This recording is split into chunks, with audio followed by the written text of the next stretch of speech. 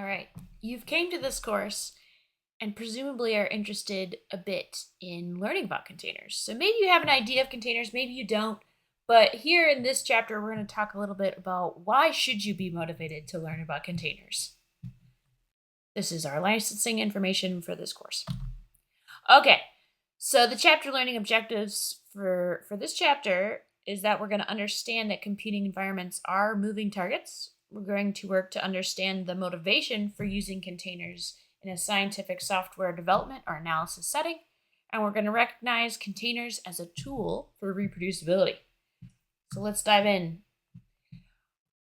So our computers are kind of like snowflakes, okay? Each one is unique. And so in this image, we're seeing two different folks who have computers, and each of these little hexagons here is representing a software dependency perhaps that they have, and they're all kind of related in a different way. They have different version numbers, and these two different people then might have some of the same software installed, but ultimately it's going to be a very unique situation. And you can imagine sometimes you have your computer do updates even when you don't know about it. And so it's nearly impossible to find two computers that are exactly alike. So we can see this from example output. So here's an example of a session environment from R, which is basically just a printout of what's being kind of used in that computing session. So we can see that there's different R versions. We could see that these are being run on two different operating systems. One is Ubuntu, one is Mac. And then there's also, for each of the packages that are attached, there might be different version numbers. 2.4 R Markdown versus 2.1. And so this is something that is not only true in a static point in time if we take two computers, but it's also true that it's continually changing over time, right? You have updates, you have things that you're adding on your computer as you're working, things that are being added in the background that you don't know about, or certain software might be kind of fading out of existence, so it's deprecating. And why is this important? It's because computing environments ultimately do affect analysis results.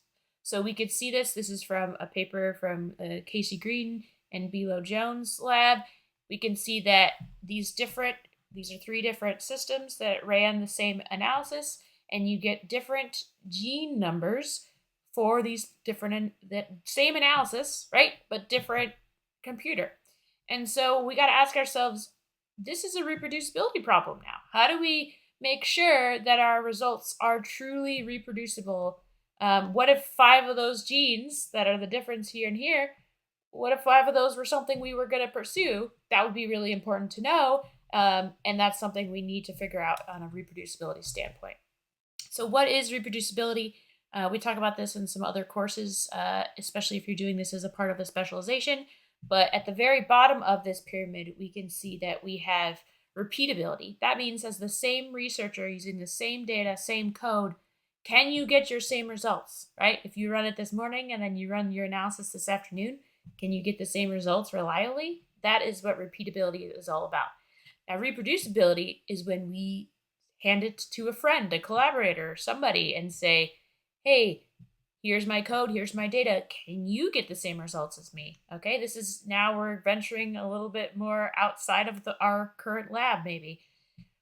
And then the reason that reproducibility is so key and so important is that it is the step before we get to replicability.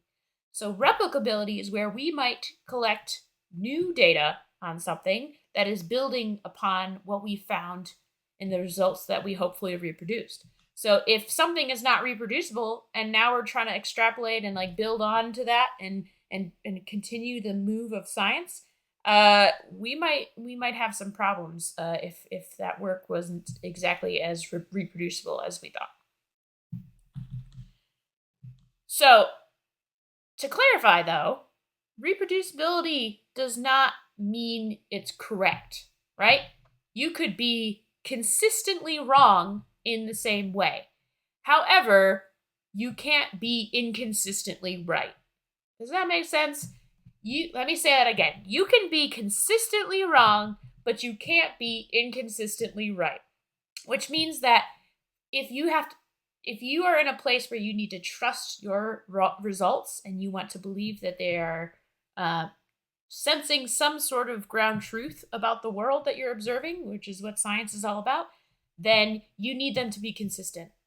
That's a requirement. It has to be consistent, which is what reproducibility is about. But just because they are consistent doesn't mean that they are valid or correct. So that's a different question, not something we can address in this course. So you might think, okay, how do we get around this problem? Why don't we just ship our laptops to each other? If no two laptops are the same, if I ship my laptop to somebody else, then they could rerun it. Well, obviously that's, we could think about that for more than 2 seconds and we'd find that that's problematic. Just the costs of it all, just like what if multiple people want to reproduce your results? There's obviously we're just being silly at this point. Okay, that's not a practical solution. So, what is a practical solution? Containers. Containers are kind of like your computer is pretending to be someone else inside of it. It's kind of like it's running a different computer inside of it. You may have heard the term virtual machine. That's slightly different than a container, but it is kind of the idea that there is something running in your computer that is isolated from the rest of your computer.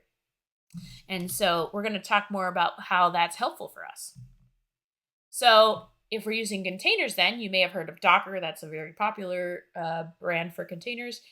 It could look like this, where that same researcher we kind of were talking about before, maybe she's got a computing environment that looks like this. Well, if she's doing it on a container, that makes it so she can ship the image to somebody else, and then they can download it, and they can get the exact same computing environment on their computer and get the same exact results. And that is exactly what we want. And in fact, that's what that paper that we previewed a little bit earlier was showing us, is that this is a verified way that we can make sure that we have at least this part of the reproducibility puzzle solid and locked down, okay?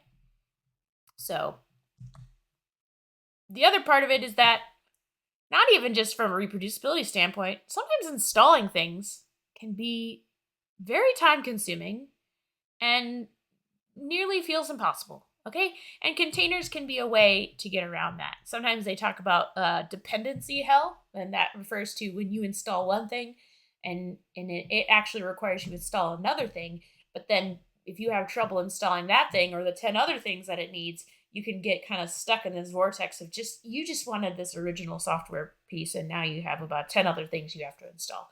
That could be a real frustrating place to be in. A lot of us have been there before. And so containers can be a way that we can try to avoid that and not waste our time trying to get our computer aligned exactly for just the one analysis, right? So to recap, our top reasons for using containers: it helps with reproducibility. It helps with sharing the computing environments we used, so which is also related to reproducibility.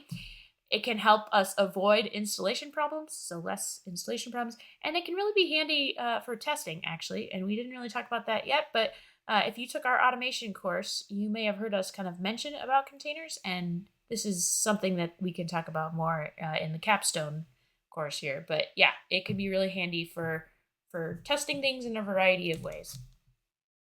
So let's talk about some terms then. I threw out the term image, okay, real briefly a second ago, and I didn't define it. So let's talk about what that means. So when you have a computing environment, and we've seen these kinds of little images and cartoons before, you can take what's kind of like a snapshot of that computing environment, and that's something you can share with somebody else very easily. It's like collapsed, it's there, it's all ready to go, and then the other person, or maybe that other person is you, can build that container from that image, from the information in that snapshot. They will build the container, and then that container is where they can do stuff, okay? So to kind of talk about this more, first of all, there are different container options. There's Docker. There's also Singularity, which is now being called Apptainer. So there's a lot of different things. We are going to mostly focus on Docker in this course, but there are different options here. So this is how I think of images versus containers. I think of an image being kind of like when Mary Poppins is looking at this thing on the ground. It's kind of like, just flat and 2D. And then when you do Docker run, which is what we'll do in the next chapter, you turn it into a container. And now you can live in it. You can go do stuff. You can play in there, whatever. But that's kind of the relationship of an image to a container in a very intuitive sense and not at all a very technical one. So hopefully this gave you a little bit of an intro of why containers, and we'll dive in more in this next chapter.